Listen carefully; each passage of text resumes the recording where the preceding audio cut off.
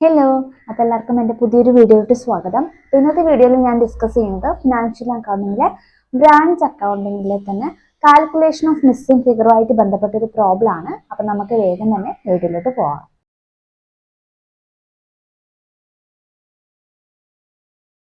Calculation of missing ഫിഗറുമായിട്ട് ബന്ധപ്പെട്ട theory നമ്മൾ already discuss ചെയ്തിട്ടുണ്ട്. അതിൽ നമ്മൾ പറഞ്ഞു ഡെപ്റ്റേഴ്സുമായിട്ട് ബന്ധപ്പെട്ടതോ അല്ലെങ്കിൽ സ്റ്റോക്കുമായിട്ട് ബന്ധപ്പെട്ടോ റിലേറ്റ് ചെയ്ത് എന്തെങ്കിലും കാര്യങ്ങൾ നമുക്ക് ക്വസ്റ്റ്യനിൽ തരാതിരുന്നാൽ നമ്മൾ ചെയ്യേണ്ട കാര്യങ്ങൾ എന്തൊക്കെയാണെന്ന് പറഞ്ഞു. അപ്പോൾ സ്റ്റോക്കുമായിട്ട് ബന്ധപ്പെട്ട ഏതെങ്കിലും ഒരു ഐറ്റം മിസ്സിംഗ് ആണെങ്കിൽ മെമ്മോറാണ്ടം ബ്രാഞ്ച് സ്റ്റോക്ക് അക്കൗണ്ട് വരയ്ക്കുക. ഡെപ്റ്റേഴ്സുമായിട്ട് ബന്ധപ്പെട്ട ഏതെങ്കിലും ഒരു ഐറ്റം മിസ്സിംഗ് ആണെങ്കിൽ മെമ്മോറാണ്ടം ബ്രാഞ്ച് ഡെപ്റ്റേഴ്സ് അക്കൗണ്ട് വരയ്ക്കുക. ഓക്കെ, അത് വരച്ചു കഴിഞ്ഞാൽ മാത്രമേ നമുക്ക് ഏത് അക്കൗണ്ട് വരക്കാൻ പറ്റൂ, ബ്രാഞ്ച് അക്കൗണ്ട് വരക്കാൻ പറ്റും. ഓക്കെ, അപ്പൊ ഇവിടെ ക്വസ്റ്റ്യൻ നോക്കാം.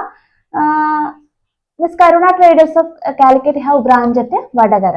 ഓക്കെ, അപ്പൊ കരുണ ട്രേഡേഴ്സിന് വടകരയിൽ ബ്രാഞ്ച് ഉണ്ട്. പിന്നെ ഡീറ്റെയിൽസ് ആണ് തന്നിട്ടുള്ളത് ബ്രാഞ്ചിന്റെ. ഒന്ന് സ്റ്റോക്ക് അറ്റ് ബ്രാഞ്ച്, ഇത് 1/4/2024 എന്ന് പറയുന്നത് ഓപ്പണിങ്ങും 31/3/2025 എന്ന് പറയുന്നത് ക്ലോസിംഗും ആണ്. അപ്പോൾ ഓപ്പണിംഗും തന്നിട്ടുണ്ട്, ക്ലോസിംഗും തന്നിട്ടുണ്ട്. അപ്പൊ സ്റ്റോക്ക് അറ്റ് ബ്രാഞ്ച്, സ്റ്റോക്കിന്റെ ഓപ്പണിംഗ് ബാലൻസും ക്ലോസിംഗും തന്നിട്ടുണ്ട് 75,000 50,000. ബ്രാഞ്ച് ഡെപ്റ്റേഴ്സ് ഓപ്പണിംഗും ക്ലോസിംഗും ഉണ്ട് 50,000 60,000. Branch petty cash 10,000 5,000. Furniture at branch 40,000. Closing നമുക്ക് തന്നിട്ടില്ല, അത് നമ്മൾ കണ്ടുപിടിക്കണം. ഓക്കെ, അപ്പൊ അതുമായിട്ട് ബന്ധപ്പെട്ട എന്തെങ്കിലും ഒരു അഡ്ജസ്റ്റ്മെന്റ് നമുക്ക് തന്നിട്ടുണ്ടാവും question. Prepaid insurance 1,200 opening, closing തന്നിട്ടില്ല, അതും നമ്മൾ കണ്ടുപിടിക്കണം. പിന്നെ outstanding salary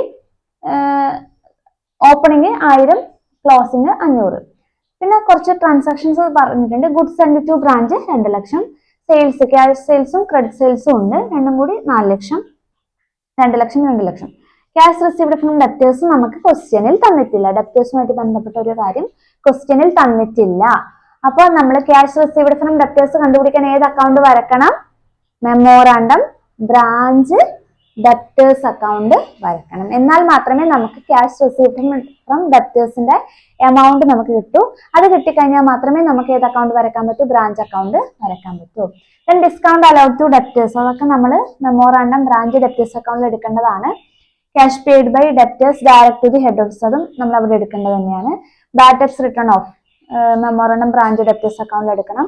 cash send to branch for expense, rent, petty cash, salary, annual insurance എന്ന് വന്നിട്ട് 2,400 തന്നിട്ടുണ്ട്. ഓക്കെ, 30/6/2025 ഡേറ്റും നമുക്ക് തന്നിട്ടുണ്ട്. ഓക്കെ, അപ്പോ ഈ ഒരു ഡേറ്റിന്റെ ബേസിലാണ് നമ്മൾ ഇതിന്റെ ക്ലോസിംഗ് ബാലൻസ്, ഇൻഷുറൻസിന്റെ ക്ലോസിംഗ് ബാലൻസ് കണ്ടുപിടിക്കേണ്ടത്. Then goods return by the branch, ശ്രദ്ധിക്കുക, goods return by the branch ഉണ്ട്, ഗുഡ്സ് റിട്ടേൺ ബൈ ദി ഡെപ്റ്റേഴ്സും ഉണ്ട്. ഇത് goods return by the branch എന്ന് പറഞ്ഞാൽ ബ്രാഞ്ച് ആർക്ക് റിട്ടേൺ ചെയ്യുന്നതായിരിക്കും? ഹെഡ് ഓഫീസിൽ റിട്ടേൺ ചെയ്യുന്നതാണ് ആദ്യം തന്നിട്ടുള്ളത്. Goods return by the branch, goods branch head office തന്നെ റിട്ടേൺ ചെയ്തു 10,000. Goods return by the debtors, debtors എന്താണ് റിട്ടേൺ ചെയ്യുന്നത്? നമ്മൾ സെയിൽസ് റിട്ടേൺ ആയിട്ട് എവിടെ കാണിക്കും? മെമ്മോറാണ്ടം ബ്രാഞ്ച് ഡെപ്റ്റേഴ്സ് അക്കൗണ്ടിൽ കാണിക്കും. Goods return by debtors. Furniture is to be depreciated at 10%. Furniture 10% depreciation കാണിക്കണം. അപ്പോൾ ക്ലോസിംഗ് ബാലൻസ്, ഫർണിച്ചറിന്റെ ക്ലോസിംഗ് ബാലൻസ് നമുക്ക് ക്വസ്റ്റ്യനിൽ തന്നിട്ടില്ല, ഓപ്പണിംഗ് തന്നിട്ടുണ്ട്. അപ്പോൾ ഓപ്പണിംഗ് ബാലൻസിന്റെ 10% ഡിപ്രീസിയേഷൻ കുറച്ച ശേഷമുള്ളതായിരിക്കും നമ്മുടെ ഫർണിച്ചറിന്റെ ക്ലോസിംഗ് ബാലൻസ് എന്ന് പറയുന്നത്. ഓക്കെ, നമുക്ക് ബ്രാഞ്ച് അക്കൗണ്ട് വരക്കുന്ന സമയത്ത് നോക്കാം. Then goods of the value of 2,000 were destroyed by fire and the insurance company gave rupees 5,500 as compensation to the branch. Branch is instructed to remit all cash received immediately to the head office. ഇതാണ് question വരുന്നത്. അപ്പൊ നമുക്ക് ആദ്യം അറിയാം, നമുക്ക് branch account വരക്കുന്നതിന് മുന്നേ നമുക്ക് branch account വരക്കണമെങ്കിൽ നമുക്ക് ക്യാഷ് റിസീവ്ഡ് ഫ്രം ഡെപ്റ്റേഴ്സിന്റെ എമൗണ്ട് കിട്ടണം. ക്യാഷ് റിസീവ്ഡ് ഫ്രം ഡെപ്റ്റേഴ്സിന്റെ എമൗണ്ട് ഇവിടെ മിസ്സിംഗ് ആണ്. അത് കണ്ടുപിടിക്കാൻ വേണ്ടി ഡെപ്റ്റേഴ്സുമായിട്ട് ബന്ധപ്പെട്ട് ഏതെങ്കിലും ഒരു ഐറ്റം മിസ്സിംഗ് ആണെങ്കിൽ നമ്മൾ അത് കണ്ടുപിടിക്കാൻ വേണ്ടി വരക്കേണ്ട അക്കൗണ്ട് ആണ് memorandum branch debtors account. Memorandum branch debtors account. അപ്പൊ നമ്മൾ എന്ത് ചെയ്യണം? മെമ്മോറാണ്ടം ബ്രാഞ്ച് ഡെപ്റ്റേഴ്സ് അക്കൗണ്ട് വരക്കണം. എന്നിട്ട് ഏത് ഐറ്റം കണ്ടുപിടിക്കണം? ക്യാഷ് റിസീവ്ഡ് ഫ്രം ഡെപ്റ്റേഴ്സ് നമ്മൾ കണ്ടുപിടിക്കണം. അപ്പൊ എന്ത് ചെയ്യാം? നമുക്ക് ആ അക്കൗണ്ട് വരക്കാം. Memorandum branch debtors account.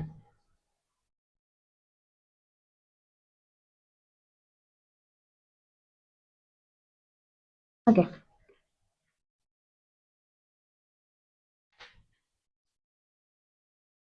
നമുക്കറിയാം മെമ്മോറാണ്ടം ബ്രാഞ്ച് ഡെപ്റ്റേഴ്സ് അക്കൗണ്ടിന്റെ ഡെബിറ്റ് സൈഡിൽ വരുന്ന 2 ഐറ്റം. ഒന്നാമത്തെ എന്താണ്? നമ്മുടെ ഓപ്പണിംഗ് ബാലൻസ്, അതായത് ബാലൻസ് ബ്രോ ഡൗൺ ആണ്. ഓപ്പണിംഗ് ഡെപ്റ്റേഴ്സിന്റെ ഓപ്പണിംഗ് ബാലൻസ്. ഡെപ്റ്റേഴ്സിന്റെ ഓപ്പണിംഗ് ബാലൻസ് എത്രയാണ്? 1/4/2024 ഓപ്പണിംഗ്. അപ്പൊ ബ്രാഞ്ച് ഡെപ്റ്റേഴ്സിലാണ് ഡെപ്റ്റേഴ്സിന്റെ ഓപ്പണിംഗ് ബാലൻസ് 50,000. ഓക്കെ. ദെൻ ഇവിടെ വരുന്ന രണ്ടാമത്തെ ഐറ്റം എന്ന് പറയുന്നത് എന്താണ്? ക്രെഡിറ്റ് സെയിൽസിന്റെ എമൗണ്ട് ആണ്. ക്രെഡിറ്റ് സെയിൽസിന്റെ എമൗണ്ട് ആണ് നമ്മൾ ഇവിടെ കാണിക്കുന്ന രണ്ടാമത്തെ ഐറ്റം എന്ന് പറയുന്നത്. പറഞ്ഞു കാണിക്കണം, ക്രെഡിറ്റ് സെയിൽസ്. ഓക്കെ, ക്രെഡിറ്റ് സെയിൽസിന്റെ എമൗണ്ട് എത്രയാണ്? 2 ലക്ഷം. ഓക്കെ, അപ്പൊ ബ്രാഞ്ച് ഡെപ്റ്റേഴ്സിന്റെ ഡെബിറ്റ് സൈഡിൽ വരുന്ന ഐറ്റം കഴിഞ്ഞു. ഇനി ക്രെഡിറ്റ് സൈഡിൽ ആദ്യം നമ്മൾ കാണിക്കേണ്ടത് ക്യാഷ് ആണ്. Cash received from debtors. ഇതാണ് നമുക്ക് കണ്ടുപിടിക്കേണ്ടത്. ഇത് ക്വസ്റ്റ്യനിൽ തന്നിട്ടില്ല. ഈ ക്യാഷ് റിസീവ്ഡ് ഫ്രം ഡെപ്റ്റേഴ്സ് ആണ് നമുക്ക് കണ്ടുപിടിക്കേണ്ടത്. ഓക്കെ, അപ്പൊ അത് നമുക്ക് ബാലൻസിങ് ഫിഗർ എന്ന് നമുക്ക് ലാസ്റ്റ് കൊടുക്കാം. ഓക്കെ, ഇനി നമുക്ക് എല്ലാ ഐറ്റംസ് എന്ത് ചെയ്യാം? ഞാൻ ആ ഒരു ഫോർമാറ്റിലുള്ള പോലെയാണ് എഴുതുന്നത്, അതുകൊണ്ടാണ് ക്യാഷ് ഞാൻ ജസ്റ്റ് ആദ്യം കാണിച്ചത്. ഇനി നമുക്ക് ക്യാഷ് റിസീവ്ഡ് ഫ്രം ഡെപ്റ്റേഴ്സ് ഉണ്ട്. അതേപോലെ ഒരു ഐറ്റം ഉണ്ട്, cash paid by debtors direct to the head office. അതായത് ഡെപ്റ്റേഴ്സ് ഡയറക്ട്ലി ഹെഡ് ഓഫീസിന് കൊടുത്തത് നമ്മൾ എഴുതി കാണിക്കണം, ഡെപ്റ്റേഴ്സ് അക്കൗണ്ടിൽ കാണിക്കണം. കാരണം ഡെപ്റ്റേഴ്സിന്റെ അക്കൗണ്ട് നമ്മൾ കിട്ടാനുള്ളത് മൊത്തം കാണിക്കുന്നുണ്ട്. അപ്പോൾ എന്താണ്, ഡെപ്റ്റേഴ്സ് ഡയറക്ട്ലി ഹെഡ് ഓഫീസിന് കൊടുത്തത് നമ്മൾ എന്ത് ചെയ്യണം? കാണിക്കണം. Cash debtors directly paid to head office. എത്രയാണ് എമൗണ്ട് വരുന്നത്? 10,000. ഓക്കെ, 10,000. പിന്നെ ഇതിൽ വരുന്ന ഐറ്റംസ് എന്തൊക്കെയാണ്? ഒന്ന്, discount allowed. Discount allowed. Okay, discount allowed to debtors എന്ന് തന്നെയുണ്ട്. ഡിസ്കൗണ്ട് അലൗഡ് എത്രയാണ്? 2,000. Then bad debts. Bad debts. Bad debts എത്രയാണ്? 3,000. Okay, bad debts 3,000. Goods returned by the debtors. ഇവിടെ ഞാൻ റിട്ടേൺ ഡേയ്സ് നേരത്തെ പറഞ്ഞു. ഒന്ന് ബ്രാഞ്ച് ഹെഡ് ഓഫീസിൽ റിട്ടേൺ ചെയ്യുന്നതാണ്, അത് ബ്രാഞ്ച് അക്കൗണ്ടിലാണ് കാണിക്കേണ്ടത്. ഇവിടെ ഡെപ്റ്റേഴ്സ് ബ്രാഞ്ചിലോട്ട് റിട്ടേൺ ചെയ്യുന്നതാണ് നമ്മൾ ഇവിടെ എഴുതേണ്ടത്. അപ്പൊ goods returned by the debtors ആണ് നമ്മൾ ഇവിടെ എടുക്കേണ്ടത്. Sales return. Sales return. Return by the debtors ആണ്. എത്രയാണ് എമൗണ്ട്? 5,000. ഓക്കെ, ഇനി ഒരു ഐറ്റം കൂടി ഉണ്ട്. എന്താണ്? ഡെപ്റ്റേഴ്സ് അക്കൗണ്ടിന്റെ ഓപ്പണിംഗ് നമ്മൾ ഇവിടെ കാണിച്ചിട്ടുണ്ട്, അതിന്റെ ക്ലോസിംഗ് ബാലൻസ് നമുക്ക് തന്നിട്ടുണ്ട്. അപ്പൊ ക്ലോസിംഗ് ബാലൻസ് ഇവിടെ കാണിക്കുക, ക്രെഡിറ്റ് സൈഡിൽ കാണിക്കാം. എന്ത് പറഞ്ഞ് കാണിക്കുക? Balance carried on. എന്താണ്? ക്ലോസിംഗ്. ക്ലോസിംഗ് എത്രയാണ്? 60,000. ഓക്കെ, 60,000. അപ്പൊ നമുക്ക് ഇവിടെ ഒരു ഐറ്റം മിസ്സിംഗ് ഉണ്ട് അല്ലേ? അപ്പോ നമ്മൾ എന്ത് ചെയ്യണം? ഈ അക്കൗണ്ട് ബാലൻസ് ചെയ്യുക. ടോട്ടൽ ഇത് ബാലൻസ് ചെയ്യുന്ന സമയത്ത് ബാലൻസിങ് ഫിഗർ ആയിരിക്കും നമ്മുടെ ക്യാഷ് റിസീവ്ഡ് ഫ്രം ഡെപ്റ്റേഴ്സ് എന്ന് പറയുന്നത്. അപ്പോൾ നോക്കുക, ഏത് സൈഡ് ആയിരിക്കും കൂടുതൽ? 2 സൈഡും ആഡ് ചെയ്ത് നോക്കുക. 2 സൈഡും ആഡ് ചെയ്യുന്ന സമയത്ത് കൂടുതൽ വരുന്നത് എത്രയാണ്? 2,50,000. ഡെബിറ്റ് സൈഡാണ് കൂടുതൽ വരുന്നത്, 2,50,000. ഓക്കെ, ഇനി എന്ത് ചെയ്യണം? 2,50,000 ഈ പറയുന്ന എല്ലാ ഐറ്റംസും എന്ത് ചെയ്യണം? കുറക്കണം. കുറക്കുമ്പോൾ നമുക്ക് എത്ര കിട്ടും? 1,70,000 കിട്ടും. ഇത് നമ്മുടെ ബാലൻസിങ് ഫിഗർ ആണ്. ഓക്കെ, ബാലൻസിങ് ഫിഗർ ആണ് 1,70,000. ഇതാണ് നമ്മുടെ ക്യാഷ് റിസീവ്ഡ് ഫ്രം ഡെപ്റ്റേഴ്സ് എന്ന് പറഞ്ഞത്. ഈ ഒരു രീതിയിലാണ് നമ്മൾ ബ്രാഞ്ച് ഡെപ്റ്റേഴ്സ് അക്കൗണ്ട് വരച്ച്, മെമ്മോറാണ്ടം ബ്രാഞ്ച് ഡെപ്റ്റേഴ്സ് അക്കൗണ്ട് വരച്ചിട്ട് മിസ്സിംഗ് ഫിഗർ കണ്ടുപിടിക്കുന്നത്. അപ്പോൾ ഇത് ബാലൻസ് ചെയ്യുക. ബാലൻസ് ചെയ്യുമ്പോൾ ബാലൻസിങ് ഫിഗർ ആയിട്ട് വരുന്ന എമൗണ്ട് ആയിരിക്കും ക്യാഷ് റിസീവ്ഡ് ഫ്രം ഡെപ്റ്റേഴ്സ് എന്ന് പറഞ്ഞത്. ഈ പറയുന്ന പോലെ നമുക്ക് ചിലപ്പോൾ ഓപ്പണിംഗ് ബാലൻസ് തരാതിരിക്കാം, ക്ലോസിംഗ് ബാലൻസ് തരാതിരിക്കാം. ഏതാണോ നമുക്ക് തരാത്ത മിസ്സിംഗ് ഫിഗർ ആയിട്ടുള്ളത് അത് നമ്മുടെ ബാലൻസിങ് ഫിഗർ ആയിരിക്കും. ബാലൻസ് ഫിഗർ കിട്ടുന്ന എമൗണ്ട് ആ മിസ്സിംഗ് ഫിഗറിലോട്ട് നമ്മൾ മാറ്റുവാണ്. അപ്പോൾ എത്രയാണ്? ക്യാഷ് റിസീവ്ഡ് ഫ്രം ഡെപ്റ്റേഴ്സ് നമുക്ക് കിട്ടിയത് 1,70,000 ആണ് ക്യാഷ് റിസീവ്ഡ് ഫ്രം ഡെപ്റ്റേഴ്സ്. അപ്പോൾ നമുക്ക് ഈ ഒരു എമൗണ്ട് കിട്ടി കഴിഞ്ഞു. ഇനി നമുക്ക് ഏത് അക്കൗണ്ട് വരക്കാം? ബ്രാഞ്ച് അക്കൗണ്ട് വരക്കാം. അപ്പൊ ബ്രാഞ്ച് അക്കൗണ്ടിലാണ് ബാക്കി എല്ലാ അഡ്ജസ്റ്റ്മെന്റും നമ്മൾ ചെയ്യേണ്ടത്. അപ്പൊ നമ്മൾ ബ്രാഞ്ച് അക്കൗണ്ട് വരക്കാണ്. ഞാനിവിടെ ബ്രാഞ്ച് അക്കൗണ്ട് വരച്ചിട്ടുണ്ട്, വടകര ബ്രാഞ്ച് അക്കൗണ്ട്. ഓക്കെ, ഞാനിവിടെ ജേണൽ എൻട്രീസ് എഴുതുന്നില്ല, പകരം ഡയറക്റ്റ് ആയിട്ട് ബ്രാഞ്ച് അക്കൗണ്ടിലോട്ട് പോസ്റ്റ് ചെയ്യാണ്. നമുക്കറിയാം ആദ്യം നമ്മൾ എഴുതേണ്ട എന്താണ്? അസറ്റിന്റെ ഓപ്പണിംഗ് ബാലൻസ് ആണ്. ബ്രാഞ്ച് അക്കൗണ്ടിൽ അസറ്റിന്റെ ഓപ്പണിംഗ് ബാലൻസ് ഏത് സൈഡിൽ കാണിക്കണം? ഡെബിറ്റ് സൈഡിൽ കാണിക്കണം. എന്ത് പറഞ്ഞ് കാണിക്കണം? എന്തായിരുന്നു ഇതിന്റെ journal entry? Branch account debited to branch asset account എന്നുള്ളതാണ് നമ്മുടെ ജേണൽ എൻട്രി വരുന്നത്. അപ്പോ ഫസ്റ്റത്തെ എന്താണ്? Balance drawdown. എന്ത് വരും? ഓക്കെ, എൻട്രി എന്തായിരുന്നു? Branch account debited to branch asset എന്നാണ്. അപ്പൊ ഓരോ അസറ്റ് നോക്കുക, ഏതൊക്കെയാണ് അസറ്റ്? ഒന്ന് സ്റ്റോക്ക് അസറ്റ് ആണ്, ഡെപ്റ്റേഴ്സ് അസറ്റ് ആണ്, പെറ്റി ക്യാഷ് അസറ്റ് ആണ്, ഫർണിച്ചർ അസറ്റ് ആണ്, പ്രീപെയ്ഡ് എന്താണ്? പ്രീപെയ്ഡ് ഇൻഷുറൻസ് നമ്മൾ നേരത്തെ അടച്ചത് നമുക്ക് അസറ്റ് ആണ്. ഔട്ട്സ്റ്റാൻഡിങ് സാലറി നമ്മൾ ഇനിയും കൊടുക്കാനുള്ള സാലറിയാണ്, അത് നമുക്കൊരു ലയബിലിറ്റി ആണ്. അപ്പൊ ആദ്യത്തെ stock, debtors, petty cash, furniture, prepaid insurance എന്നിവ അസറ്റ് ആണ്. ഔട്ട്സ്റ്റാൻഡിങ് സാലറി നമ്മുടെ ലയബിലിറ്റി ആണ്. അപ്പൊ ഓരോന്നിന്റെയും ഓപ്പണിംഗ് ബാലൻസ് എഴുതാം. സ്റ്റോക്ക് 75,000, ഡെപ്റ്റേഴ്സ് 50,000, പെറ്റി ക്യാഷ് 10,000,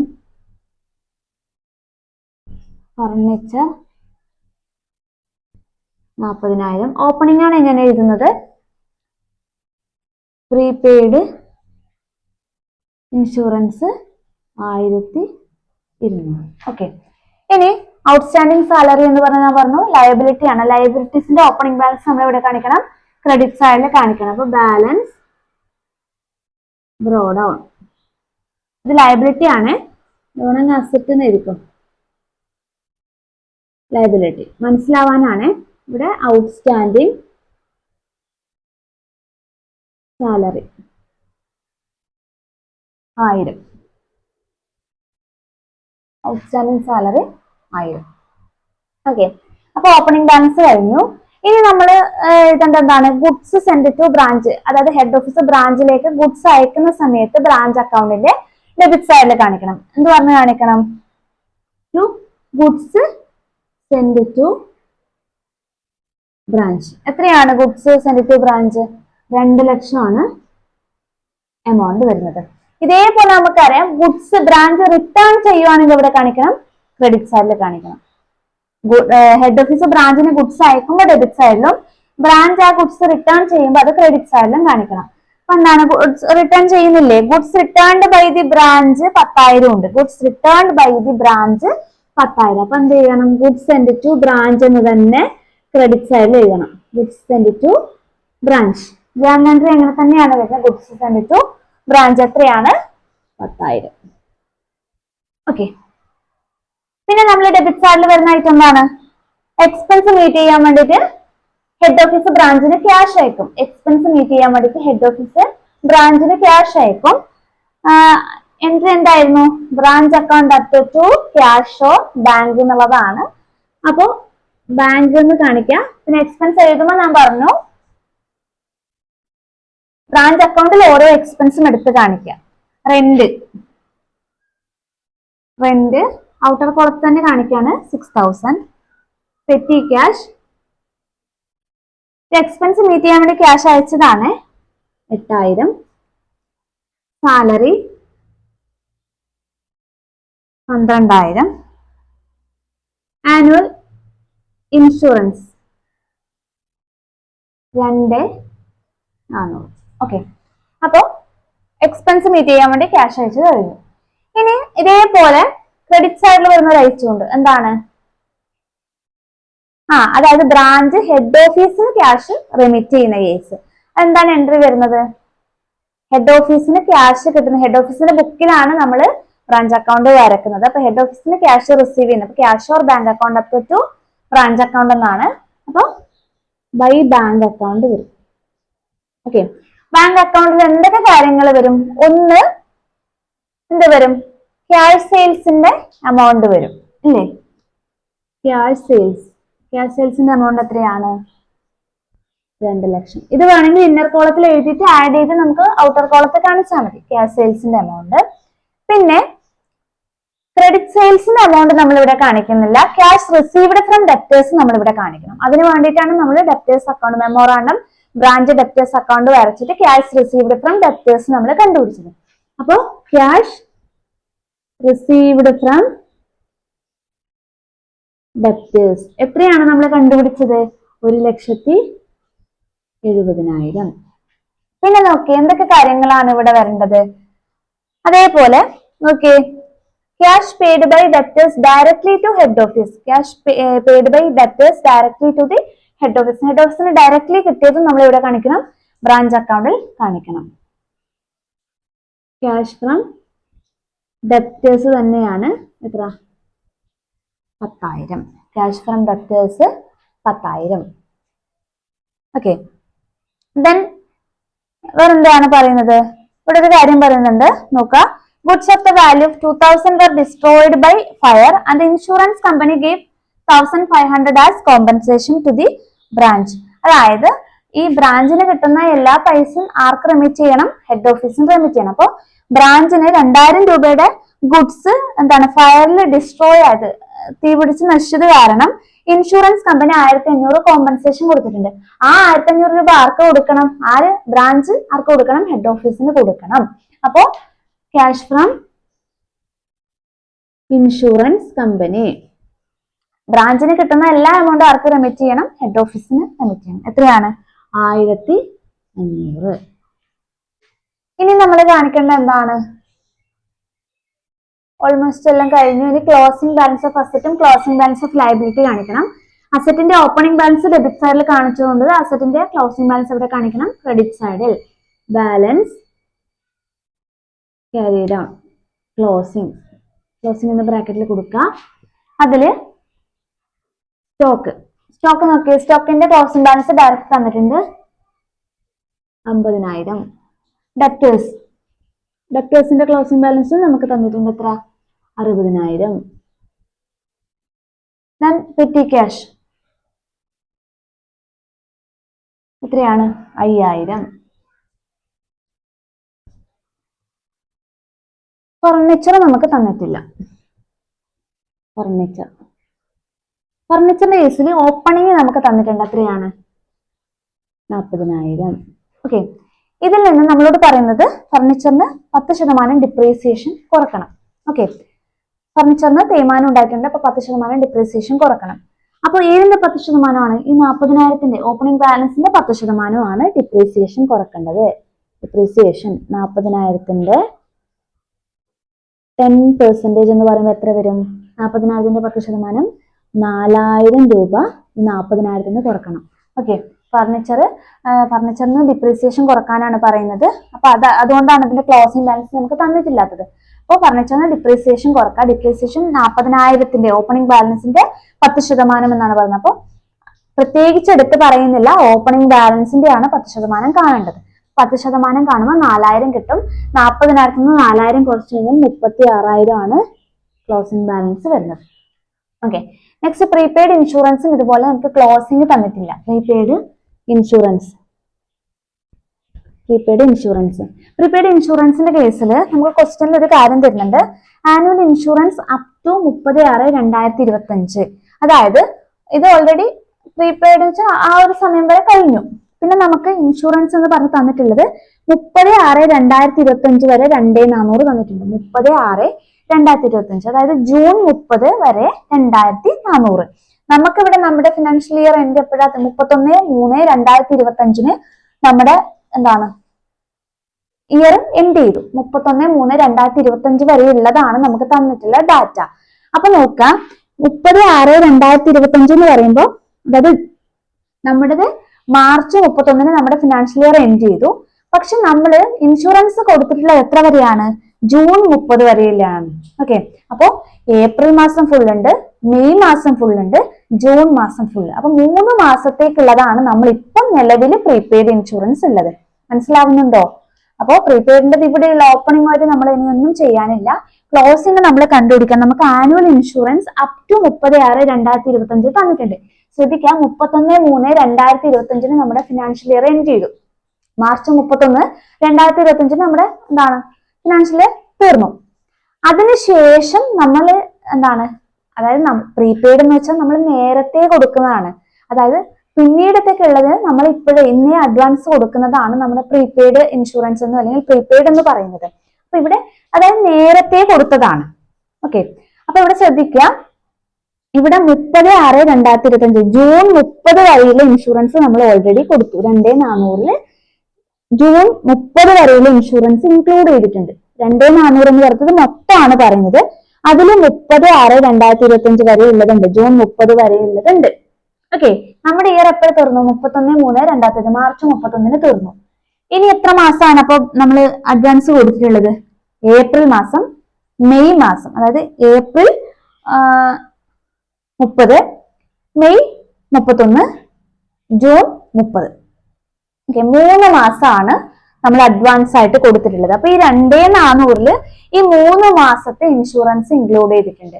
അപ്പൊ ആ 3 മാസത്തെ ഇൻഷുറൻസ് നമ്മൾ എങ്ങനെ കണ്ടുപിടിക്കും? 2,400 ഇൻറ്റു 3/12, മൊത്തം 12 മാസമാണ് ഒരു കൊല്ലം.